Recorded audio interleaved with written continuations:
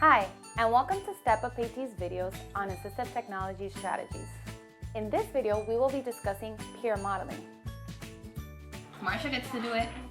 We also have videos on behavior-specific praise, levels of prompts, adult modeling to support language development, and wait time, so be sure to check those out.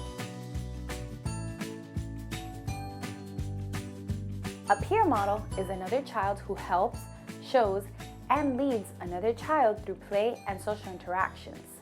Peers also model typical classroom behaviors such as taking turns, sharing, and participating across activities.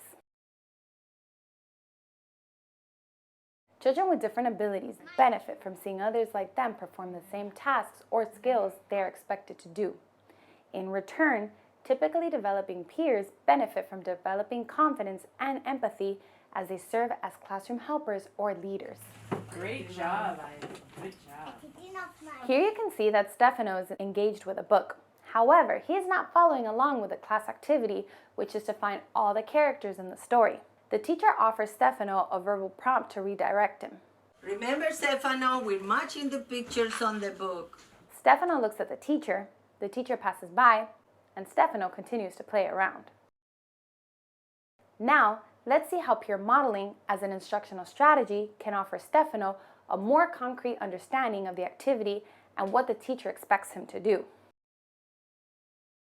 The teacher pairs Stefano with Christopher to find all the characters in the story.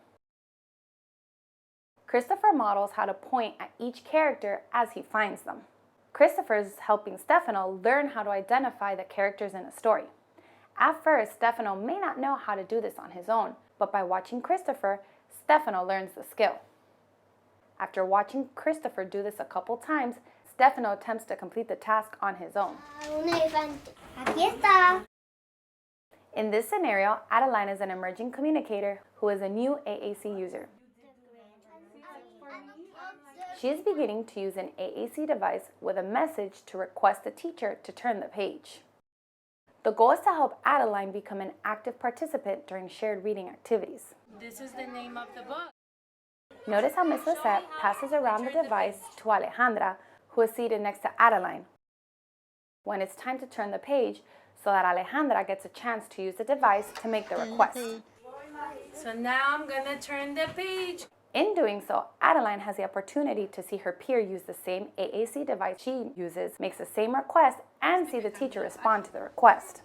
And on that bed, there is a green... There is no expectation for Adeline to do anything else, except watch and be a part of the shared reading activity. Ms. Lisette continues to read the next page. Now it's Adeline's turn. When it's time, she now offers the device to Adeline. Having seen what Alejandra just did, Adeline reaches to the device and presses the message. Ms. Lisette responds enthusiastically to Adeline's request and continues to turn the page of the book. And on that bed, there is a greeny... Before using peer modeling as an instructional strategy, you need to know your children, the skills they have already mastered, those that are still being developed, and the areas in which they are struggling. By observing children's play and their interactions, we can see the areas that they were working to master, but where they still need a little bit of help, also known as the zone of proximal development. Play is one of the best ways to introduce peer modeling.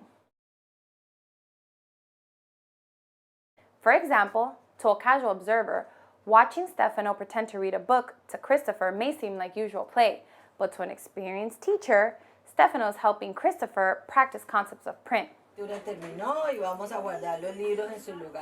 Encourage specific peer interactions throughout the day.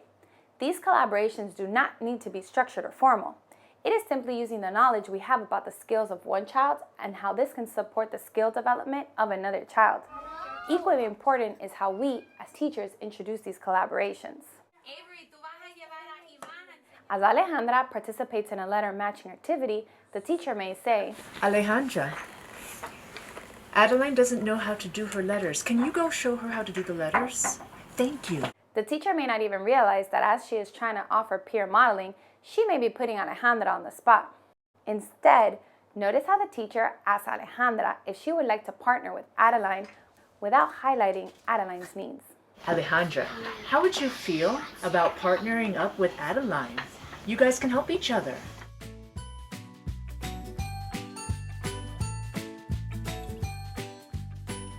The teacher then joins the girls in the activity, where both Alejandra and the teacher act as models. Avoid using peer modeling in a way that can make the child feel inadequate. You notice how Avery is sitting? Because she's waiting to wash her hands. A child can still serve as a peer model for any activity What begins with this? without specifically calling out on another child who needs additional help. As teachers, we incorporate instructional strategies that include asking children specific questions and offering targeted feedback. But sometimes we forget to take advantage of peer modeling. Children tend to do this naturally, but sometimes it requires teachers to be more intentional about the skills we want to model for a specific child. Using a peer is a great way to offer that modeling support. Fitting peer modeling into your classroom is easy. Typically, young children enjoy being asked to help out or be given a special task. Take advantage of that. Set up bingo for us. The most important part is to know your students well, give children time to interact, and support those collaborations. Thank you for tuning in. Be sure to check out StepUpAT.com for more information on using assistive technology in the early childhood setting, both at home and in the classroom.